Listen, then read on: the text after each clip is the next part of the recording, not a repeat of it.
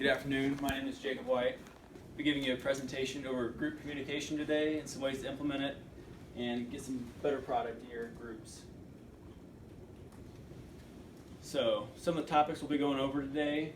First off, we'll start with what constitutes a group, and then we'll go to rules for success in a group, as well as some of the strengths of working in groups and how to better bring about those strengths and positive effects, as well as some of the weaknesses of working in groups and how to curb those weaknesses, curb those side effects, and as well as how to tips to avoid the weaknesses. And then we'll end with a conclusion, and if you have any questions, we can answer them at the end of the presentation.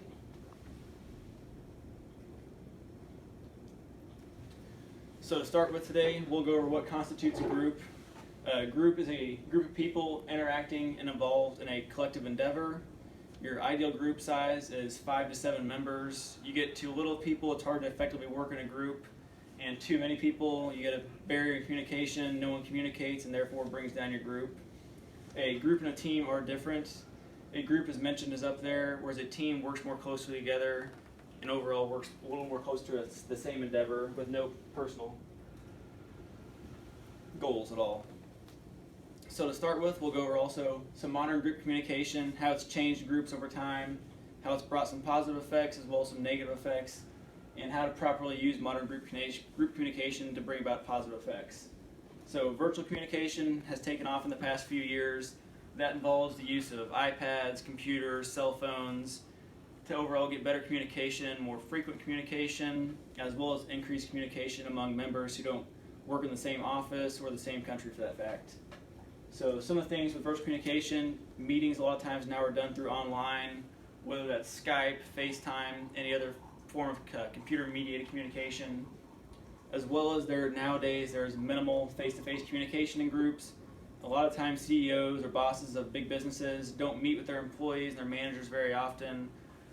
Rather instead, they just use virtual communication such as Skype and FaceTime, whereas while that might be able to increase your productivity and ability to communicate more often, it also leads to a lack of relationships with your employees and can have some negative effects in it. So some of the rules for success in a group: make sure you have clear, concise, open communication, get your point relayed in a clear, concise manner, make sure everyone's aware of what you're trying to say, just so you don't get anyone not quite knowing what you're meaning. Each member of the group needs to have defined roles. So if you've got 5 or 6 people in a group, each person should have their own role and know how to effectively fulfill their role to increase productivity of the group. Personal accountability for one's own role. When you work by yourself, you're accountable for all your actions and overall your success. Whereas in a group, sometimes if you're not successful, you can blame it on someone else for not doing their job, when overall it could have just been your fault for not being accountable on your end and not fulfilling your role.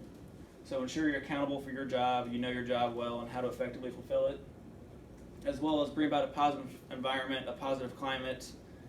Come to work with a positive attitude, be willing to learn, accept advice from others, and be willing to work together with your group members to overall reach that goal, as well as implement some constitutive and regulative rules. This involves how your group communicates, your rules for communication, your rules for working together, how you carry out your business, and how you carry out your meetings and communication in that group. And ensure everyone knows those rules, because if not everyone knows those rules, it can lead to some errors in communication and get a negative environment with your group. So we'll start with the strengths of group work. Here's some of the things that can be positive from group work and overall increase your productivity in that group. You get increased productivity, you get more people working towards one collective endeavor, and if you get more people on one job, you can get that job done faster, more efficient, and more than likely get a better product.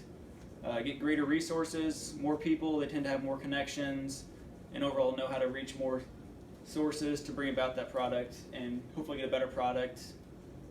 Heightened creativity. When everyone's working together, they're bouncing ideas off of each other and just communicating more often, increases creativity and hopefully increases your product. Enhanced commitment to decisions in a group. So when you make that commitment, everyone makes that commitment, you can keep other in check. For example, if you have a workout buddy, they keep you in check, make sure you're going to the gym. In a group, they make sure that you're doing your job, they check up on you, they help you as needed, and can provide any help that you might need. As well as you get a more thorough thought process. You tend to think it out more when you're working together. Everyone sees what you're doing, so you want to make sure you bring your best product to the table and think out your process before you do it.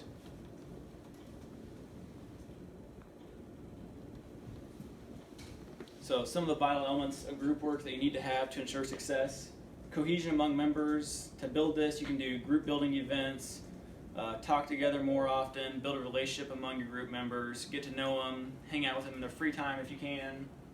Also utilize synergy.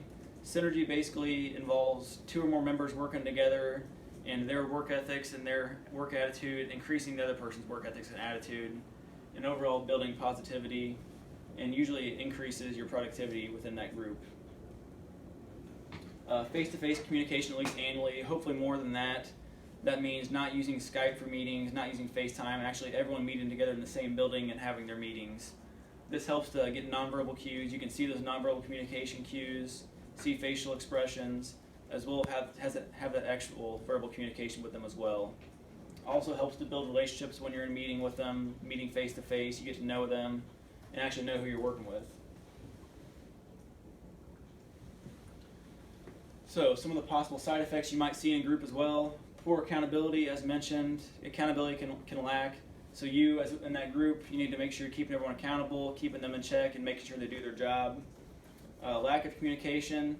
They might not talk as well, talk as frequent. They may think they're working independently, when really as a group you're all working together. So you need to talk together and figure out what's actually going on within that group. As well as lack of nonverbal cues with online communication. You can't see their facial expressions. You can't truly see what they're reacting to your verbal communication. So get to meet together and actually see those nonverbal cues and see what they actually mean when they're talking to you. And as well can be some constraints on building relationships with coworkers. When you build a relationship with your coworker outside of work, it could have some constraints within the workplace if you don't actually get along with them outside of work. So there could be some problems with, as well as with building relationships with coworkers. As well as you can overall get a poor group climate. This just comes from everyone not getting along together, bringing a negative attitude to the workplace. So be sure you're positive in the workplace or within your group. So some tips of how to avoid these side effects: have the occasional face-to-face meetings, everyone get in the same building actually, work together, talk together. Build a relationship with your group members, get to know them personally, ask them some questions: where they're from, what they do for fun, their hobbies, if they have a family or not, and what they feel they bring to this workplace and why they enjoy working there, working within this group. And then know your role and take accountability.